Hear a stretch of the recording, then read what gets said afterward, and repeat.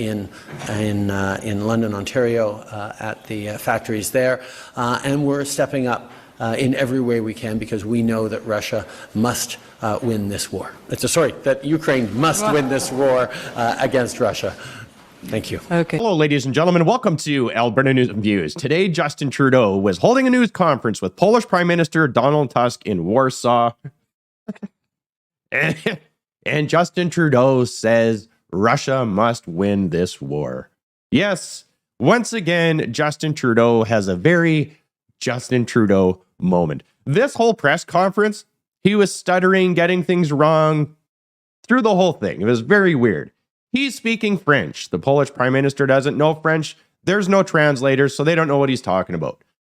The Polish Prime Minister was speaking Polish. Justin Trudeau doesn't know Polish, so he didn't know the answers to some of the questions that he was talking about. And we don't have a translator, so nobody knew what he was saying in French, or we didn't know what the other guy was saying, Tusk was saying, in Polish. But they were both speaking English to each other, which begs the question, why weren't they just speaking English the whole time? And the journalist is getting frustrated because Justin Trudeau wasn't answering the questions. And that might fly in Canada, but not over in Europe. It's just unbelievable. Check this out. There's a lot going on in this thing. We're going to go through it. Listen to this. Prime Minister Tusk. The NATO Secretary General asked Canada for a timeline to reach its 2% in military spending. Did you ask any kind of deadline to Prime Minister Trudeau today? Tout d'abord, nous sommes là pour aider. Okay, so that question wasn't even directed at Justin, and he took over anyway, and this is the second time he's done it, and he's not answering the question in English, which you would assume because the journalist asked it in English. Nope, not Justin. He takes over and answers it in French, so everybody there had a big WTF on their brain, wondering what was going on. So this question must be a hot topic in Europe. What do you have to say to Canada, since there is a war raging on right beside Poland and they don't have a military and they're not reaching their NATO target of 2% spending, which is what the deal is. So over in Europe, they're probably like, why is Justin Trudeau even talking? They have no military and they're not supporting NATO, but yet they want to be part of NATO and all of this crap. It's ridiculous. So he goes on to speak French for a long time. Listen to this. Le plus rapidement possible, comme on l'a fait depuis le début. They're like, what? As you know, I am not a NATO Secretary General. Not yet. Yeah, just kidding. We need you in this job for a good long exactly. I don't think he was kidding.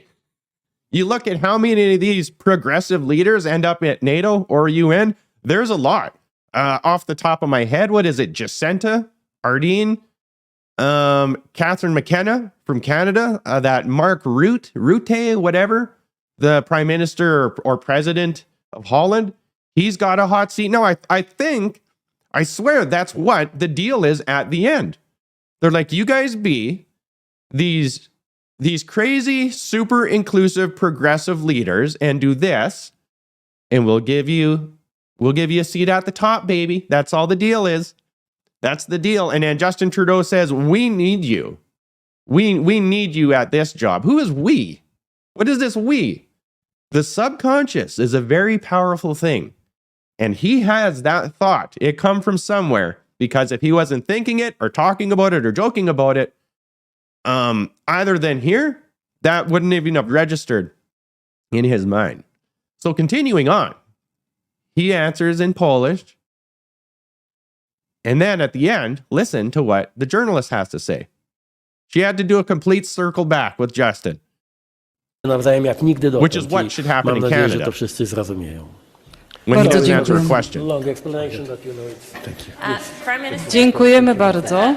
Thank you. Prime Minister, Thank you, everyone. Would you mind just to answer in English the question about delays in delivery and what you have in mind to replace what you're not able to deliver to Ukraine? Okay. Thank you. Nous allons toujours être là. No, in English. In English. Okay. Yeah, duh. Thank you. We will always be there to support with what Ukraine needs. Our conversations are ongoing, including 2 days ago with the Ukrainian leadership, including Volodymyr Zelensky, about how we can best help.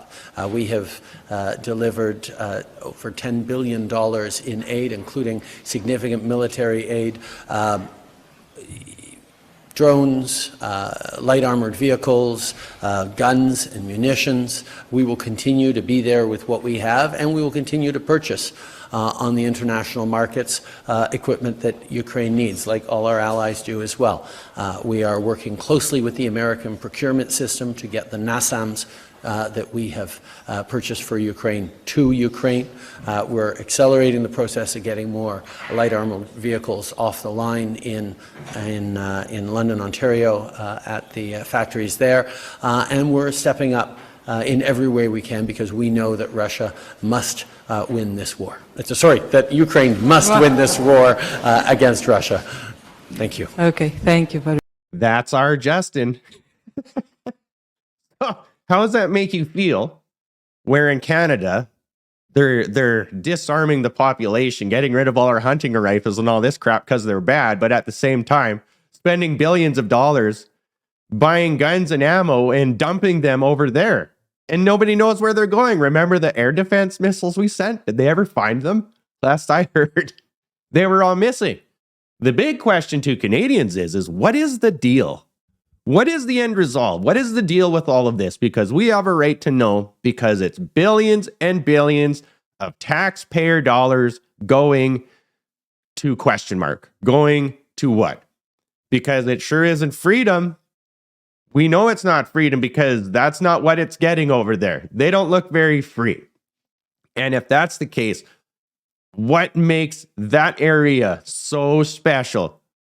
When there's lots of chaos all around the planet, everybody needs a little bit of freedom, especially right here at home. We want an election. We want him to resign. We want justice, and that ain't happening. We don't even have freedom here. It's unbelievable what is going on out there.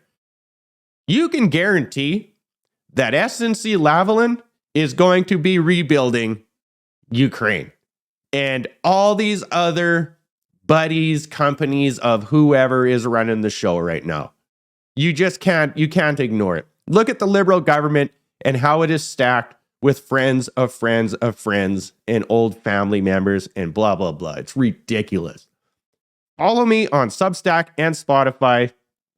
I will keep you updated with all of this stuff as usual. Like, share, and take care.